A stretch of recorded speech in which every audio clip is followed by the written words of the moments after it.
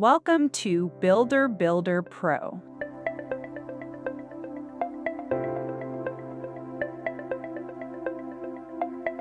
In this video, I'll show you how to quickly connect your QuickBooks account with BuilderBUILDER Pro and sync your project invoices.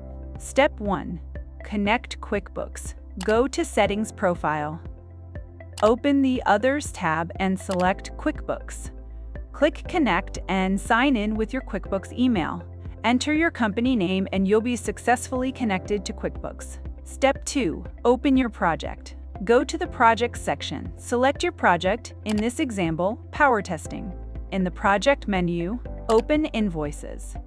Then click View Invoice History. Here you'll see your invoice list, paid, unpaid, and overdue. In the top right corner, click Add to QuickBooks. This will send all the invoices from the project to your connected QuickBooks company. In this case, one invoice is paid and one is overdue. Step 4. Verify in QuickBooks. Now open your QuickBooks dashboard. You'll see the synced invoices there where you can manage them, mark as paid, track overdue invoices, and perform all other QuickBooks actions. And that's it.